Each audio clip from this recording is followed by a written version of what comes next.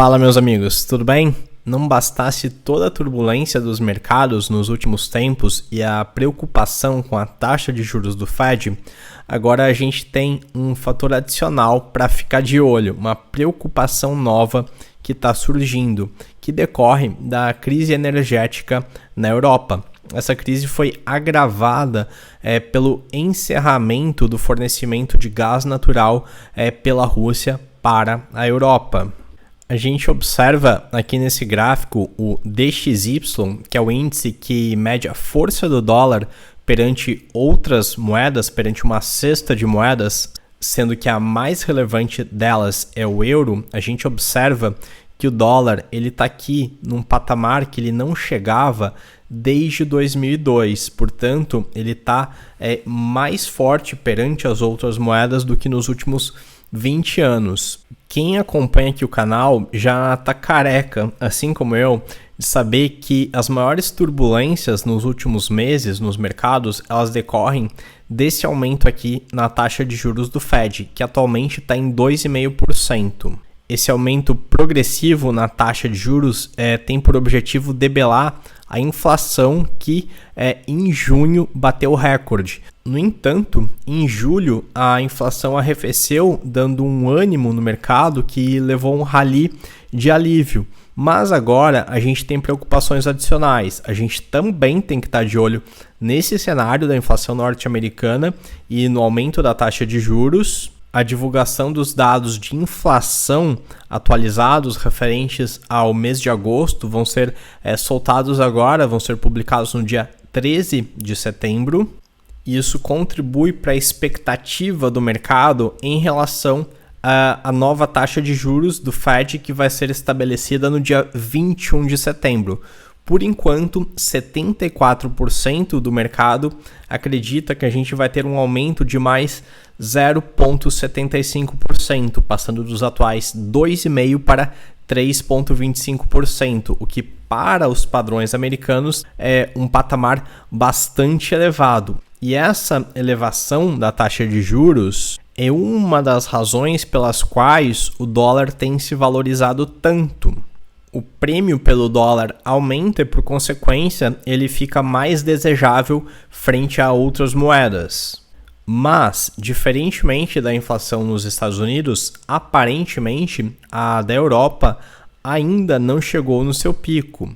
Dia 16 de setembro vão ser divulgados os dados atualizados e a expectativa não é nada boa, porque o cenário na Europa já estava pior do que nos Estados Unidos e essa crise energética agravada agora pela decisão do Putin de cortar o fornecimento de gás natural para a Europa, o que vai elevar os custos de energia em toda a Europa e já está gerando alguns movimentos de revolta popular. Isso tende a deteriorar a situação econômica europeia. Só que, repare numa coisa, mesmo com essa política agressiva de elevação da taxa de juros, a economia norte-americana está dentro de uma relativa normalidade. A taxa de desemprego é de apenas 3,7%, ao passo que na área do euro é praticamente o dobro, 6,6%. E o aumento na taxa de juros na zona do euro praticamente ainda nem começou. Por isso, esses efeitos deletérios no mercado do aumento da taxa de juros dos Estados Unidos, a gente pode esperar algo equivalente daqui para frente, só que agora, dessa vez, na área do euro, porque a inflação ainda está aumentando, tende a aumentar ainda mais, dado o agravamento da crise energética, mas a economia europeia ela não está tão pujante como a economia americana, já com taxas de desemprego mais elevadas, e esse aperto monetário ainda mal começou e ele tende a ter um impacto ainda mais severo na área do euro. E o PIB da área do euro não é nada desprezível, quase 15 trilhões de dólares. O dos Estados Unidos são 23 trilhões. A gente vê que essa situação complicada. de alta inflação e um possível quase que certo arroxo monetário, com uma elevação na taxa de juros significativa, tende a ter um impacto muito forte no PIB global. Portanto, o cenário macroeconômico continua conturbado. Não é à toa que os principais índices vêm caindo e caindo bastante. Ações como da Apple, da Microsoft, da Amazon, Facebook, que agora é Meta, entre várias outras, também estão caindo forte.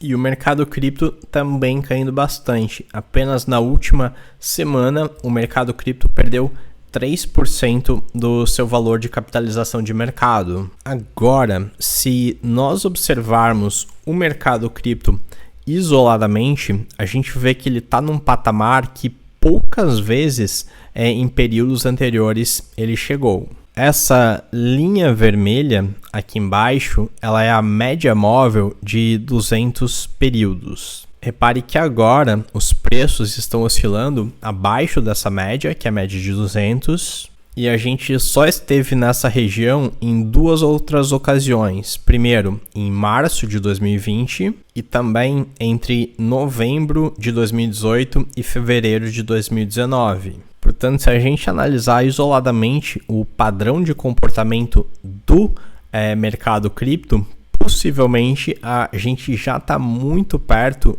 de um fundo. Quanto tempo ele vai ficar aqui?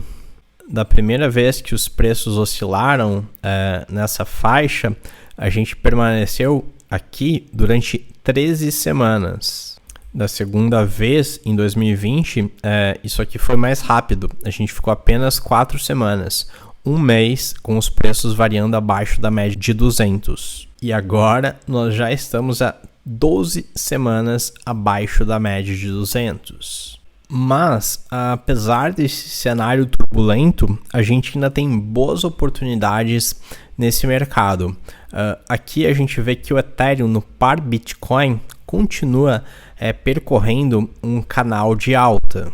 Isso não se deve ao The Merge, uma vez que esse canal de alta vem se formando desde meados de 2019 até agora. É claro que nas últimas semanas o Ethereum valorizou bastante frente ao Bitcoin, grande parte em decorrência da definição da data do The Merge, que está aqui, batendo a porta, prestes a acontecer. Mas esse canal de alta já vinha se formando desde lá de trás. E é possível que grande parte do evento The Merge ele já tenha sido precificado.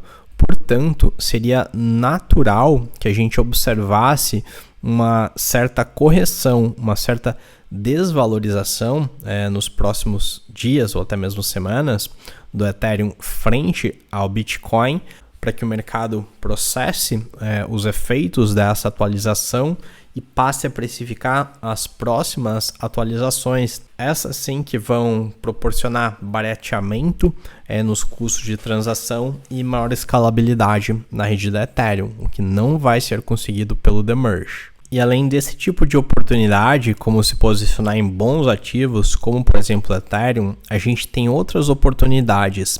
Observe que esse gráfico aqui é do Litecoin.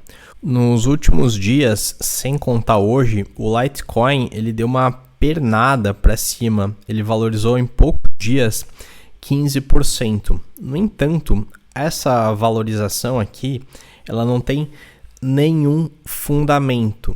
Por consequência, o que eu fiz e que eu falei para os alunos, para os membros da comunidade Investidor Cripto, que eu estava fazendo? Eu enxerguei que essa subida aqui, ela não tinha fundamentos, portanto, depois de uma subida dessa, com o mercado em queda, o que seria natural? Que o Litecoin viesse a se desvalorizar. Portanto, aqui eu já comecei a montar operações de short, passei a operar vendido. E hoje o Litecoin caiu absurdamente. Apenas em um dia ele caiu 8%. Como eu já esperava que esse movimento fosse ocorrer, obviamente, eu não sei em qual magnitude ele vai cair, qual dia exato, qual topo, qual fundo, nada disso, esse movimento de queda já era esperado. Portanto, eu montei opções de short e alavancado. Portanto, eu pude aumentar os meus ganhos com a queda do Litecoin. E uma grande forma de você operar nesse mercado turbulento é shortando moedas que você acredita que vão cair. Se esse vídeo aqui tiver pelo menos mais de 50 comentários dizendo eu faço um vídeo mostrando em mais detalhes essa estratégia de shortar moedas que você acha que vão cair. Portanto, nesse período de mercado com vários ativos, quase todos caindo em bloco, essa estratégia de operar vendido, ela tende a ser bastante lucrativa ou pelo menos muito eficiente para proteger o seu capital. Se você quiser que eu grave um vídeo específico mostrando essa estratégia de shortar moedas operando em futuros, deixa aqui um comentário falando eu quero, grava o vídeo, algo assim. Se tiver mais de 50 comentários, eu gravo.